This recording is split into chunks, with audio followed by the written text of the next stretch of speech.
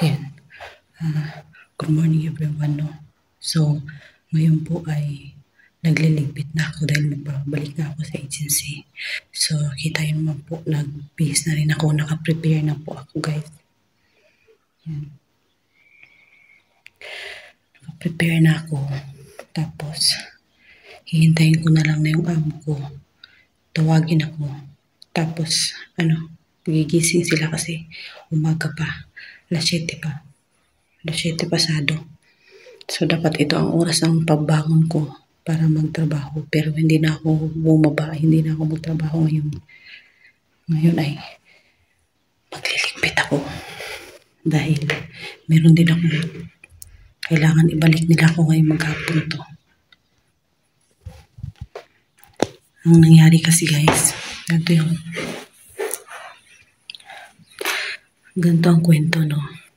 So, siyempre, alam naman natin lahat. Alam niyo naman na, na yung amo ko mabait. Mabait po yung amo ko. Mabait sila sa mabait. Ang problema ngayon, yung pagkain ko, no? Once a day, minsan wala pa. Yung number one problem ko dito, kaya gusto kong magpabalik ng agency. Pangalawa, yung tupak ni Madam, okay lang yun eh. Okay lang yung matupak siya. Ang problema, kung kailan may party sila, one month and 10 days na ako dito guys. Kung kailan meron silang party, na kung kailan kinaumagahan makalat, kung ano lang yung naligpit nung gabi, siyempre hindi yan pa maligpit lahat na sa umaga, hindi ko pa rin makapaglinis. So maraming kalat sa umaga, maraming linisin, maraming mga gamit na ibabalik, maraming nagulo, so maraming ayusin. Yun. Ang nangyari, pagkatapos ko maglinis sa buong maghapon, ito na. Pagdating ng gumising na sila, di okay yung mood niya. Binigyan niya ako ng labahin. Maglaba daw ako. Tapos, bago ako maglaba, dahil nga siyempre, gusto kong maglinis sa labas dahil madumi. Sabi ko sa kanya, before ko maglaba, sabi ko, Madam, gusto mo ba agad-agad malabahan ito ngayon? Kailangan mo ba? Yung masama yung mukha niya, yung nakaganon. Tawag mo yun doon. Hindi ko masyadong narinig yung sinasabi niya. Tapos, dumaan yung asawa niya. Pag ano yung asawa niya, habang nagtatanong ka ulit, tinignan siya ng asawa niyang lalaki. Siya yung nagpaliwanag. Sabi ni Marcel, kung gusto mo raw ba nalabahan niya ngayon, dahil maglilinis siya sa labas, madumi daw. Sabi niya, hindi, maglaba siya. Maglaba ka. Sabi niya, maglaba ka. Tapos, sabi ko, madumi kasi yung labas. Sabi niya, ba din? Sabi niya, tsaka na yun. Sabi niya ganun, okay, naglinis ako. Ito na, naglaba ako. Pag hindi pa ako natapos maglaba, tinawag niya ako. linisin daw yung CR sa baba. So, naglinis ko CR. Nalinis ko yung CR din. Pagkatapos kong naglinis yung CR, sabi niya, linisin mo yung kwarto kasi gising na yung mama ko. Nilinis ko naman yung kwarto. Pagkatapos mong maglinis sa kwarto, pumunta ka sa kusina. Tapos, pumunta ako ng kusina. Lahat ng sinasabi niya guys, hindi ako nagre-refuse. Tapos, pumunta ako ng kusina. Tinulungan ko siya doon. Anong inutos niya sa akin? Pinabayaan ko yung labahin ko. Tapos, pagdating ng gabi, sabi niya, sige, yung gagawin mo na lang. Last pala yung CR. Sabi niya, sige, gagawin mo na lang. Maglinis ka muna doon sa CR. Sa baba. Sabi ko, madam, nilinisan ko pa naman yung sala doon, pero hindi pa tapos kasi tulog pa lahat. Sabi ko, maingay kasi yun pagka once nga niremove ko na yung mga upuan. Baka umupo kayo ulit doon. Sabi niya, di, baka doon kami sa labas. Alam mo namang madumi yung labas dahil nagsabi ko kanina, di ba? Tapos nung paglabas niya, orasan ng pahinga ko guys. Nagtawil na ako dahil magbanyo nga ako. Kinalampag yung kwarto ko 8:30. Biglang may tumawag sa akin pala sa WhatsApp, manager ng agency ko. Sabi ko, bakit? Kinabahan ako. Baka anong problema? Tapos, sabi ko, ano kaya to? Di maya-maya ko pa na-replyan. Nag-observe muna ako, nag-isip muna ako. So, may mga upload ako ng mga video, di ba, sa Facebook. Dali-dali kong binura, baka may problema ako doon. Tapos, anong nangyari? Binura ko, hindi ko lang mabura. Kasi mag-move siya sa trash. Nandun pa rin siya sa Facebook. Tapos, after 30 days pa, pag nag-remove all ka, kailangan ng password. Tapos, syempre, binuksan ko na lang yung WhatsApp ko, na-replyan ko yung manager. Tapos yun, kinumusta niya naman ako. Kumustahan kami. Nagtanong siya tungkol sa trabaho ko. Tapos yun, sabi niya, ayusin ko din trabaho ko. Dapat excellent daw, ganun-ganun. Tapos i-feed ko na yung mga bata. Yung pagkain, importante daw sa kusina. Magluto daw ako. So hindi niya alam. Minsan hindi nagluluto. Tapos sabi ko may nagtanong siya, sabi ko, may pagkakataon lang sir na bumalik ng agency, why not? Sabi ko ganun. Sabi niya, aha. Sabi ko ganun. Sabi ko, as of now, wala pa namang problema. Sabi ko ganun. Tapos, pagkatapos namin mag-usap, katatapos ko lang talagang ilapag yung cellphone ko dahil kaya reply ko lang sa manager. Biglang kumalabog yung pintuan. Siyempre, kinabahan ako kasi akala ko yung amo ko yung kumalampag sa pintuan ko. Tapos sabi ko, patay. Siyempre, nagbura pa nga ako ng video ko sa YouTube, sa Facebook. Tapos bigla ko, akala ko yung manager at yung amo ko, nag-uusap sila na may ganitong problema, may ganyan. Ganun ba yung iisip ko di? Habang binuksan ko yung pintuan, talagang nag-shaking ako guys. Talagang, alam mo yun, nangatog ako.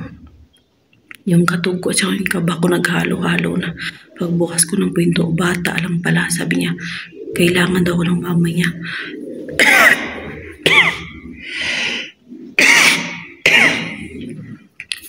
Tapos sabi niya, bilisan mo, kailangan ka ni mama.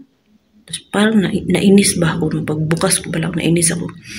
Pagbaba ko sa hagdanan, as in, nangatog talaga yung tuhod ko. Kasi akala ko may problema. Para kailangan lang ako sa labas.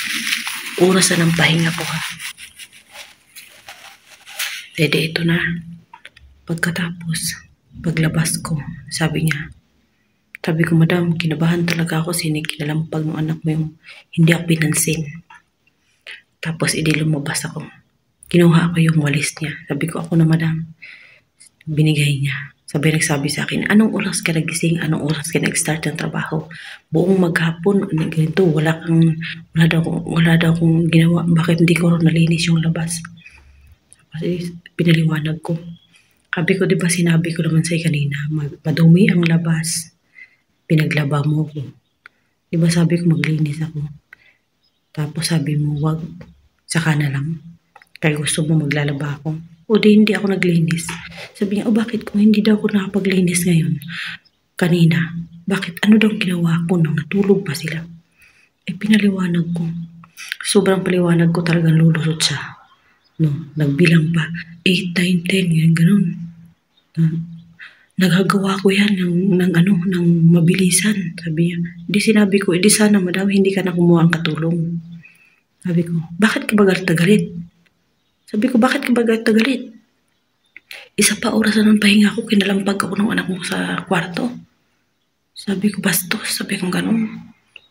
Sabi ko, porke ba katulong lang ako, ganun lang akong kalampagin doon sa kwarto. Hindi ba ako pwedeng tawagin ng maayos? Di sa sobrang nangatog ako, madam, sabi ko. Tapos yun, nagdaldal siya. Sabi ko, ano bang problema mo? Bakit ka ba nagagalit? Sabihin mo sa akin kung may problema ka sa trabaho ko. Kung ayaw mo ko, ibalik mo ko sa agency. Kahit ibalik mo pa ako sa Pilipinas nang walang kapera-pera, madam, wala talagang problema sa akin yun. Sabi ko, wag mo lang akong gantuin. Wag mo lang akong... Minsan mga inuutosan mo yung anak mo doon kung anong ginagawa ko. Hindi naman talaga niya ako nahuhuli kasi magaling ako. O di. Wala nangyari. Talagang lumalaban ako guys. Noon pa talaga. Lalo pag wala akong kasalanan. Sabi ko okay lang sana kung nagagalit siya sa akin. Kung tinupak siya. Oras ng trabaho ko. Hindi eh. Off duty na ako. Kung kailan ka nag-sermon sa akin. Kung kailan ka naghanap ng problema sa akin. Tapos na ang duty ko. Dapat kanina pa. O di dapat kung talagang gusto mong maghanap ng problema, edi sana naglibot ka kung anong ginawa ko. Diba? Sabi ko, kung kailan ka may parte, kung kailan kalat ang bahay mo, kung kailan maraming linisin, maraming ayusin, maraming ligpitin, tsaka ka naman naghahanap kung anong ginagawa ko. Saka ka naman nagtatanong kung anong ginagawa ko. Sabi ko, bakit nung normal na araw na wala kang mga bisita, ba't hindi ka nagtatanong kung anong ginagawa ko? Diba? Nakakagigil siya. Tapos, Diyos ko Lord. Muntik-muntik ko na sabihin yung bahay mo dito, laki-laki ng bahay mo, wala na akong makain dito eh. Naghahanap ka ng problema sa akin. Walang problema yung tupak, yung pagagalitan ka ng amo. Okay lang yun. Oras ng trabaho, hindi naman oras ng pahinga. Wala na bang bukas?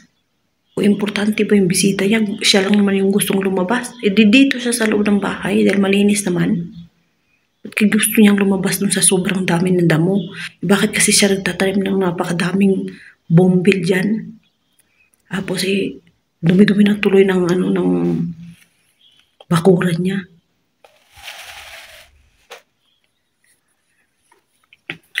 Nagigigil ako guys. Yan, nakagbihis na ako. No? Ito na.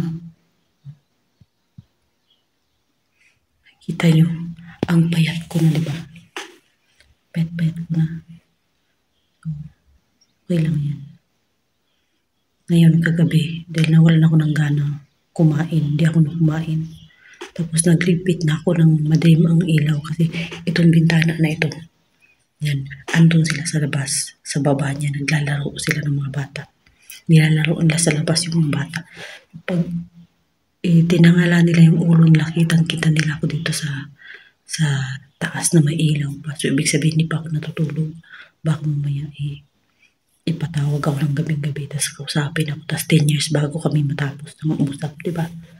Yan, mamaya, sabi ko, patayin ko na yung ilaw. Ipagpatay mo ng ilaw, syempre madilim pa yung kwarto, maya-maya liliwanag din naman. Yan, naglimpit ako ng mga gamit ko yan. Hindi pa natapos, ligpitin ko pa yan. Naglimpit ako mga gamit ko. Naligo na rin ako. Kasi baka mamaya, bilang tawagin ako, at least nakabihis na ako. So yun lang guys, for today's video, update lang ito. No? At sabi pala nag-post ako sa Facebook, nag-chat yung agency ko sa akin, yung agent ko. Ang sabi niya, kukunin daw yung cellphone pagdating ng agency. So ibabalik ang cellphone kapag may trabaho na ulit ako. Or kung uuwi ako ng Pinas, kapag uuwi na ako, pag may ticket na ako pa uwi ng Pinas, tsaka pa lang daw makukuha yung cellphone. So, magpapaalam muna ako pansamantala sa aking YouTube channel, Los Adventure. Mag-ingat po kayong lahat dyan guys. Update ko lang kayo kung anong nangyari sa akin pagkatapos ng video ko na ito. So, magpapaalam muna ako sa inyo. Salamat po ng maraming sa lahat po ng mga concerns, sa lahat ng nagmamalasakit sa akin, at sa lahat po ng mga nag-a-advise sa akin. So, ito na po at last. Hindi po ako nagsisisi kung bakit ako nakipagsagutan sa kanya dahil sinadya ko po talaga at plano ko naman po talagang magpabalik ng agency pagkatapos ng Eid. So, 10 ngayon. 11 na pala. 10 kahapon. So, plano ko naman po talaga magpabalik ng agency. So, 9 sila may party, 10 kami nag-away. So, 11 dapat ibalik niya ako ngayon. Dapat hindi na ako makabuta dito ng 12. So, yun lang guys for today's video. Salamat po ng maraming sa inyo. Bye for now.